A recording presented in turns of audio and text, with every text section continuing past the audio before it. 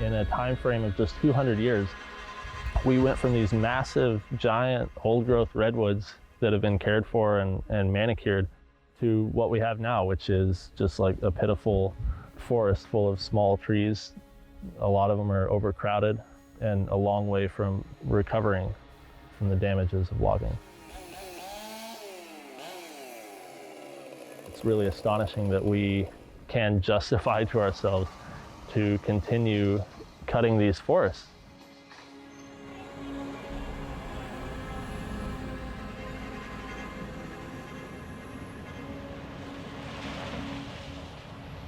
I really stayed out of the environmental world because my mother was more of that person. And she asked me to come out.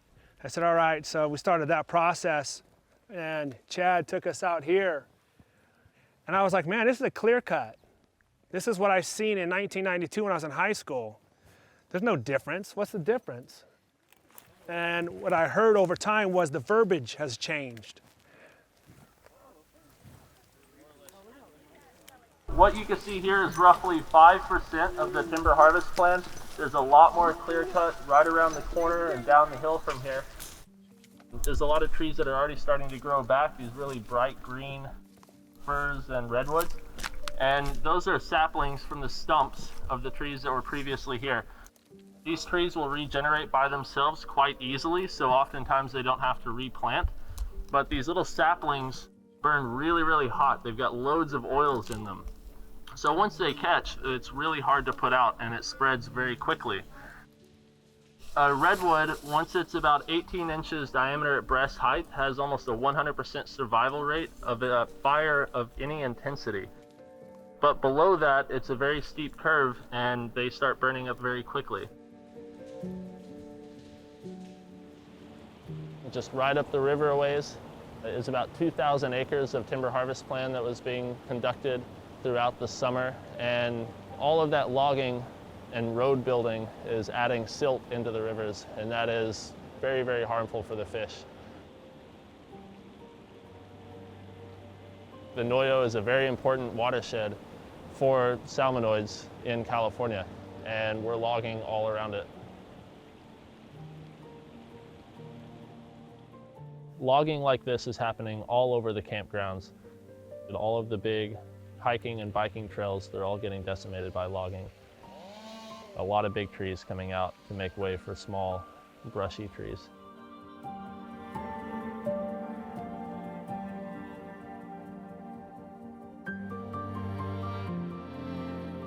Anytime you're in a redwood forest in the summer, what do you experience? You experience mist dropping down. And basically the redwood forest is able to catch the fog and precipitate it so much that it adds about 40 inches of rainfall a year to the areas where it is forested. So this has huge implications for our drought and our water storage in our streams and our ground. So as we cut down the trees, we're basically causing ourselves to be in a worse drought condition because the ground is not absorbing as much water because the trees are not precipitating it down out of the fog in the summertime.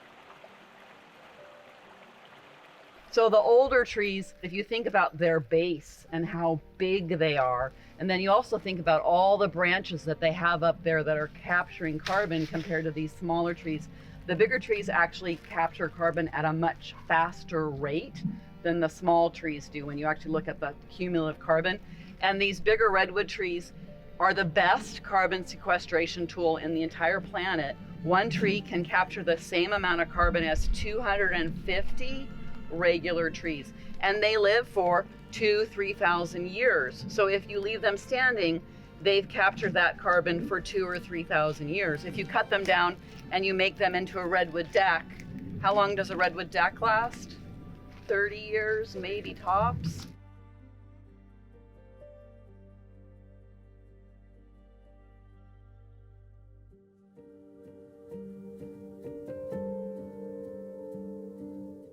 This tree could store the carbon for 2,000 years, or you can harvest it and you can store it for 40 years.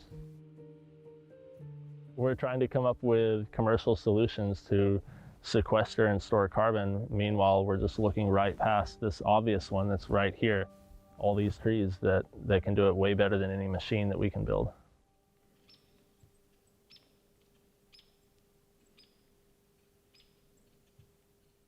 Most of the trees that we'll be seeing that they will cut are what are called old second growth trees.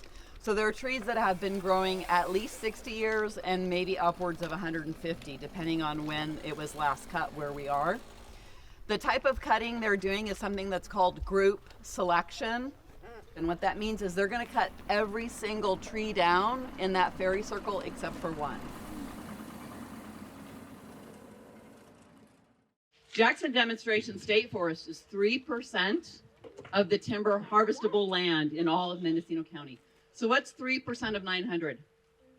30 jobs. 30 jobs. So we're talking about 30 jobs, maybe max, right?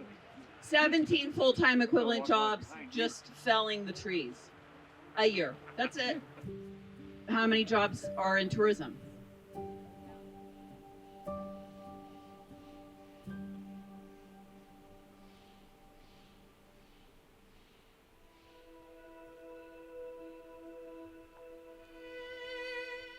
This is where you get a really good look. Look at the blue marks.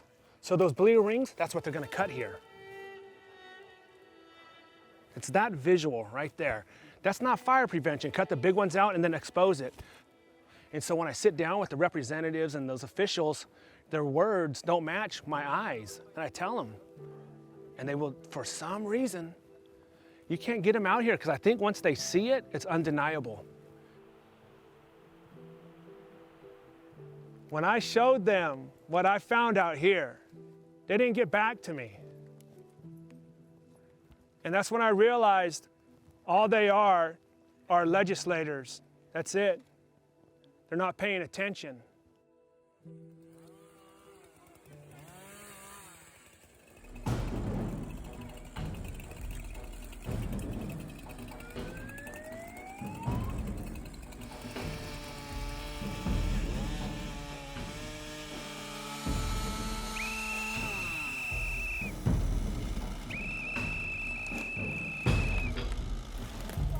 If you're coming this way, go large tree to large tree, and if you hear a fall, get behind the tree.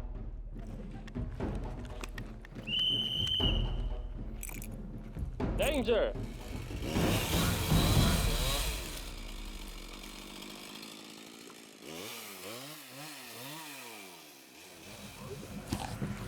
I don't want to, there's no debate here. Okay, no worries. I've been doing this a lot longer than you've been alive. Do you understand that logging increases fire risk? Logging does? Yes. Property that is logged has a higher risk of fire and a higher intensity of fire. When you open up the canopy, you allow sunlight in, you allow underbrush to grow, it dries out the forest floor, you're allowing higher winds to go through the forest. There's a lot of science about it, but if you don't want to talk about it, that's fine. And we'll hang out right over there. All right, thank you. Poor tree, huh? All of these, look at that one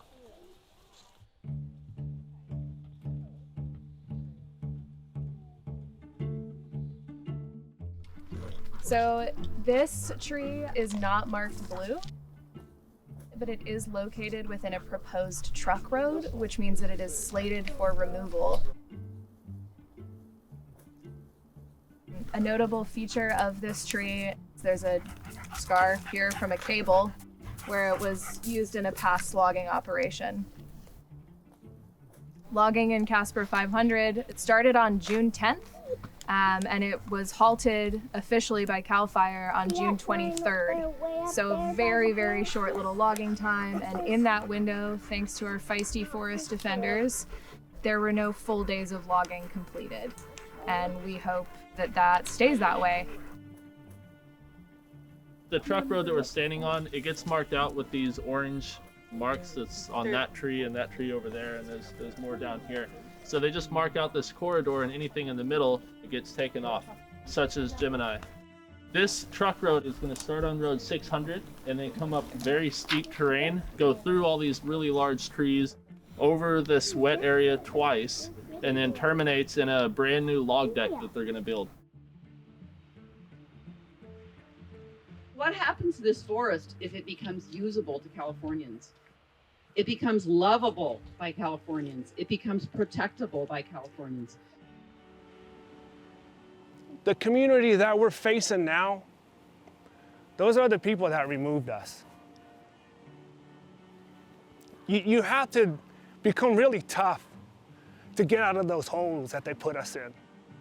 And I've never been more inspired about what we're trying to do more than today and right now. And I hope one day we have 100 of us, 200 of us out here. And hopefully one day we're rewriting our story so much that our movement got bigger than we thought it could be. And here's our start. Here's our start.